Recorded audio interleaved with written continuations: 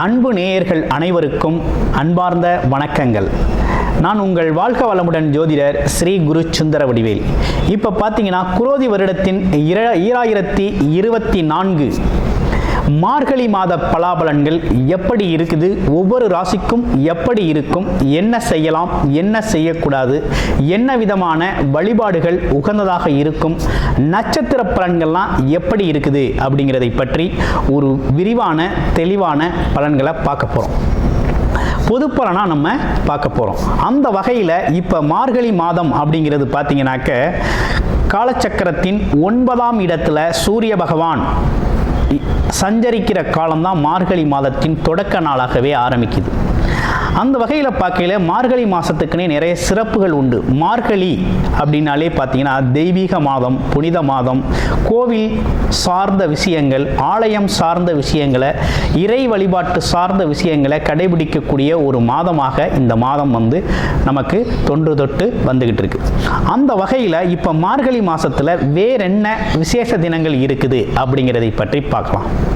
இப்போ மார்கழி 8ஆம் தேதி பார்த்தீங்கன்னா தேய்பிறை அஷ்டமி வருது.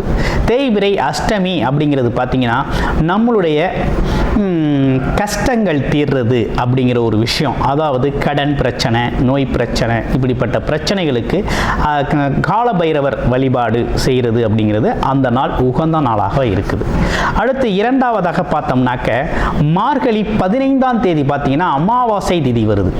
இந்த அமாவாசை திதி அப்படிங்கிறது முன்னோர் வழிபாடு, பித்திருக்கள் வழிபாடு, சாபம் நீக்கிறது. அது மட்டும் இல்லாமல் பார்த்தீங்கன்னா வீட்டில் உள்ள முதியோர்கள், அதாவது பேர குழந்தைகளுக்கு அவங்களோட தாத்தா பாட்டி இவங்களாம் ஆசீர்வாதம் செய்கிறது அப்படிங்கிற ஒரு விஷயம்லாம் இன்றைய நாளில் செய்கிறது அப்படிங்கிறது ரொம்ப நல்லது. அடுத்த விசேஷ தினம் அப்படின்னு எடுத்துக்கிட்டோம்னா மார்கழி 27ஆம் தேதி தான் அடுத்த விசேஷ தினம் வருது. சனி பிரதோஷம் பார்த்தீங்கன்னா மகாலய பிரதோஷம் சொல்லக்கூடிய பிரதோஷ தின நாள் வருது. சிவ ஆலய வழிபாடுக்கு மிகவும் உகந்த நாளாக இருக்குது. அடுத்து மார்கழி 29 அப்படிங்கிறது பார்த்தீங்கன்னாக்க உங்களுக்கு பௌர்ணமி திதி வருது. இது பார்த்தீங்கன்னா அண்ணாமலையாரை வழிபடக்கூடிய, அண்ணாமலையாரின் முழு அருளை பெறக்கூடிய மிகவும் உகந்த ரொம்ப நல்ல நாளாக இருக்குது. இன்றைய தினம் கிரிவலம் சென்று முழு ஆசீர்வாதத்தை பெறக்கூடிய ஒரு அற்புதமான நன்னாளாக இந்நாள் இருக்குது. இப்படிப்பட்ட சிறப்பு தினங்களோட அடுத்து என்ன நடக்குது அப்படின்னு பார்த்தோம்னாக்க கிரகங்கள், 2 கிரகங்கள் சுக்கிரன் புதன், மாதக்கோள்களான சுக்கிரன் புதன் இருவருமே பார்த்தீங்கன்னா பெயர்ச்சி அடைகிறாங்க இந்த மார்கழி மாதத்தில். இவர்களின் பெயர்ச்சி பலன்களும் எப்படி இருக்குது அப்படிங்கிறதையும் நம்ம பார்க்க போகிறோம். இப்போ புதன் பார்த்தீங்கன்னா காலச்சக்கரத்தின் 8ஆம் இடத்துல இருக்கக்கூடிய புதன் அப்படிங்கிறவர் பார்த்தீங்கன்னாக்க உங்களுக்கு மார்கழி 17ஆம் தேதி பாருங்க, அவர் சூரியன் கூட சேர்ந்து புத ஆதித்ய யோகத்தை ஏற்படுத்துகிறார். அடுத்து இரண்டாவதாக மார்கழி 15ஆம் தேதி அவர் பார்த்தீங்கன்னாக்க சுக்கிரன் அப்படிங்கிறவர் பார்த்தீங்கன்னா உங்களுக்கு மகர ராசியில் இருக்கிறவர் கும்பராசிக்கு பெயர்ச்சி ஆகிறார். ஏற்கனவே கும்பராசியில் சனி பகவான் இருக்கிறார், தன்னுடைய நண்பர் கூட போய் இணைகிறார்.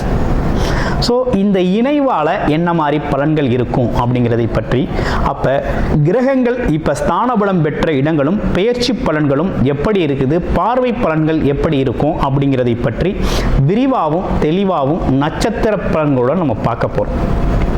அந்த வகையில் இப்போ கிரகங்கள் எப்படி இருக்குது அப்படிங்கிறதையும் ஸ்தான பலங்கள் எப்படி இருக்குது அப்படின்னு பார்க்கையில் காலச்சக்கரத்தின் 2வது இடத்துல பார்த்தீங்கன்னா குரு பகவான் பக்ர நிலையிலே இருக்கிறார். அடுத்து 4ஆம் இடத்துல செவ்வாய் பகவான், 6ஆம் இடத்துல கேது பகவான் இருக்கக்கூடிய ஒரு நிலை. அடுத்து பாருங்க 9ஆம் இடத்துல பார்த்தீங்கன்னா உங்களுக்கு சூரியனும், 8ஆம் இடத்துல புதனும், 10ஆம் இடம் சொல்லக்கூடிய மகர ராசியில் பார்த்தோம்னாக்க சுக்கிரனும் இருக்கக்கூடிய ஒரு அமைப்பு அப்படிங்கிறது இருக்குது. 11ஆம் இடத்துல பார்த்தீங்கன்னா சனி பகவான், 12ஆம் இடத்துல இருக்கக்கூடியது ராகு பகவான். ஸோ இப்படிப்பட்ட கிரக அமைப்புகள் அப்படிங்கிறது இதான் ஸ்தான பலம் பெற்றிருக்குது இந்த மாதத்தில்.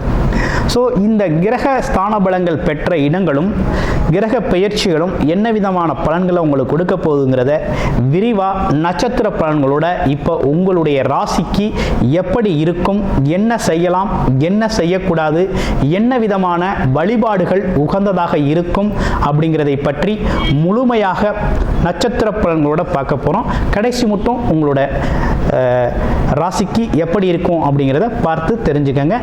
இப்போ உங்கள் ராசிக்கு பார்ப்போம். மகர ராசி காலச்சக்கரத்தின் 10வது ராசியான மகர ராசி சனி பகவானின் ஆதிக்கம் கொண்டவர்களாக இருக்கக்கூடிய உங்களுக்கு எப்போதும் தொழில், வேலை, வருமானம் பற்றிய சிந்தனை, சிந்தனையிலே மூழ்கி இருக்கக்கூடிய உங்களுக்கு இந்த மார்கழி மாதம் என்ன மாதிரி இருக்க போகுது அப்படிங்கிறத பார்க்க போகிறோம். எப்போதுமே நம்மக்கிட்ட ஒரு தொழில் திறன் இருக்குது, தொழிலை பற்றிய யுக்தி இருக்குது, தொழில் எப்படி செய்யணும் அப்படிங்கிற ஒரு தொழில் நேர்த்தி அப்படிங்கிற ஒரு விஷயம்லாம் நமக்குன்னே உண்டான ஒரு விஷயம். நம்ம அதெல்லாம் தெரிஞ்சு வச்சுருப்போம். யார்? மகர ராசி அன்பர்களை சொல்கிறேன். நீங்கள் தெரிஞ்சு வச்சுருப்பீங்க. எதை எடுத்தாலும் சீக்கிரமே கற்றுக்கொள்ளக்கூடிய ஒரு தன்மை இருக்குது உங்கள்கிட்ட. நுட்பமான பார்வை அப்படிங்கிறது இருக்கும். சரி, ஓகே. இப்போ எப்படி இருக்குது சூழ்நிலை அப்படின்னு பார்க்கையில், உங்களுடைய ராசியிலே பார்த்தீங்கன்னா உங்களுடைய நண்பன் சொல்லக்கூடிய சுக்கிரன் வந்து அமர்ந்திருக்கிறார். உங்கள் ராசிக்கு 5 குடையவர் வந்து அமர்ந்திருக்கிறார். பாக்கியாதிபதி, பஞ்சமாதிபதி, லாபத்தை தரக்கூடியவர், அதிர்ஷ்டத்தை தரக்கூடியவர், மகிழ்ச்சியை தரக்கூடியவர், தெய்வமே வந்து அமர்ந்திருக்கு அப்படிங்கிற மாதிரி சொல்லணும். கடவுளே வந்துட்டார். இனி ஒன்றும் கவலை இல்லை நமக்கு. இனி நம்ம வாழ்க்கையில் ஒரு பெரிய முன்னேற்றம் தான். இனி வரும் காலங்கள் நல்ல முன்னேற்றமான காலமாகத்தான் அமையப்போகுது. என்ன காரணம் அப்படின்னு பார்க்கையில், சனி பகவானோட பாதிப்பு, 7.5 சனி பாதிப்பு அப்படிங்கிறது உங்களுக்கு கொஞ்சம் குறைஞ்சிருச்சு. அவர் 2க்கு போயிட்டார். இருந்தாலும் அவர் உங்களுடைய ராசிநாதன் தான். வாக்குஸ்தானத்தில், வருமானஸ்தானத்தில் வந்து நிற்கிறார். இருந்தாலும் பணம், பொருள், செல்வாக்கு, ஆடம்பரம், பகட்டான வாழ்க்கையை கொடுக்கக்கூடியவரும் உங்கள் ராசியிலே வந்து அமர்றாரு. அப்போ இந்த காலகட்டம் அப்படிங்கிறது நினைச்சது நடக்கிறது.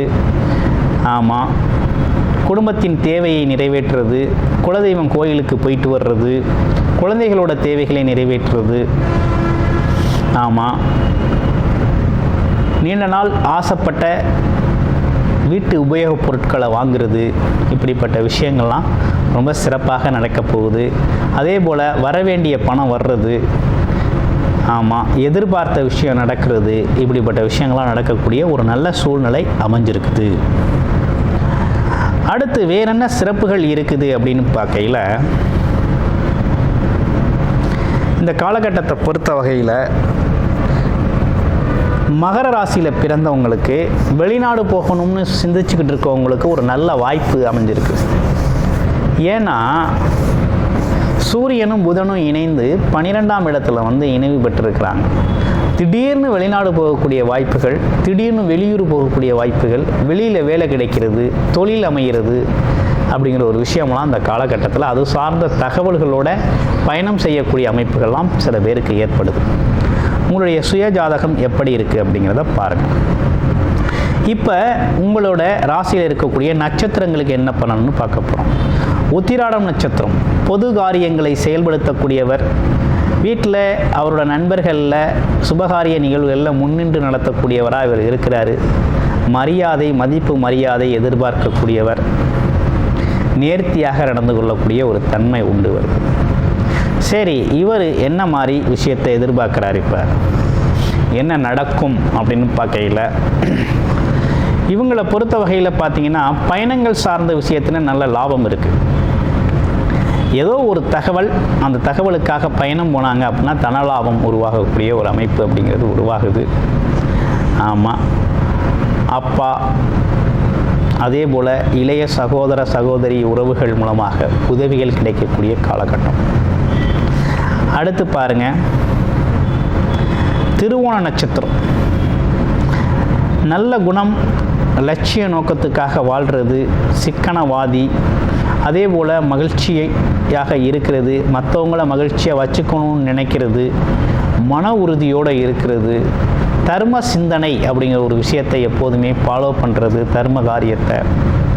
அப்போ இவங்களுக்கு எப்படி இருக்குது அப்படிங்கிறத பார்க்கையில், நீண்ட தூர பயணம் போகிறது, வெளிநாடு வாய்ப்புகளை பயன்படுத்திக்கிறது, படிப்புக்காக வேலைக்காக செல்வது, ஆமாம், அதே போல் ஆன்மீக வழிபாடு, ஆன்மீக சுற்றுலா போகிறது, இப்படிப்பட்ட விஷயங்கள்லாம் ரொம்ப உகந்ததாக இருக்குது. இறையருள் பெறக்கூடிய மாதம். அடுத்து பாருங்கள், அவிட்டம் நட்சத்திரம் சுயமரியாதை உடையவராக இருக்கிறது, வீர பராக்கிரமங்கள் வெளிப்படுத்தக்கூடியவர், கோபம் சட்டுன்னு கோபம் வரக்கூடியவர், அதே நேரத்தில் தொழில் நுணுக்கம் அறிந்தவர், பல்வேறு விதமான தொழில்களை செஞ்சு தொழில் லாபம் வருமானத்தை பெருமளவு சம்பாதிக்கக்கூடிய பிற்கால யோகம் உடையவராக இருக்கிறார். சரி, இவருக்கு எப்படி இருக்குது இந்த காலகட்டம் அப்படின்னு பார்க்கையில், இவரை பொறுத்த வகையில் இந்த காலகட்டத்தில் இவர் வண்டி வாகனம் சம்பந்தப்பட்ட தொழில்கள், அதே போல் கூட்டு தொழில்கள் சம்பந்தப்பட்ட விஷயங்களில் ஒரு முன்னேற்றம் காணக்கூடிய காலகட்டம். அதே போல் மனைவி வகையறாக்கள், மனைவி வகை சொந்தங்கள்லேருந்து இவங்களுக்கு பல்வேறு விதமான உதவிகளும், அது மட்டும் இல்லாமல் நண்பர்கள் வட்டாரத்திலிருந்து தொழில் ரீதியான முன்னேற்றம் காணக்கூடிய விஷயங்களும் கிடைக்கக்கூடிய ஒரு காலகட்டமாக இருக்குது. ஸோ பயணத்தால் லாபம் உண்டு அப்படிங்கிற மாதிரி இருக்குது. ஓகே, என்ன விதமான வழிபாடு செய்யலாம் அப்படின்னு பார்க்கையில், வழிபாட்டை பொறுத்த வகையில் மகர ராசி அன்பர்கள் வழிபாடு அப்படிங்கிறது செவ்வாய்க்கிழமைகளில் முருகன் வழிபாடும், அதே போல் வெள்ளிக்கிழமைகளில் ஸ்ரீ மகாலட்சுமி வழிபாடும் தொடர்ச்சியாக செஞ்சுட்டு வரோம். நன்றி, வணக்கம், வாழ்த்துக்கள்.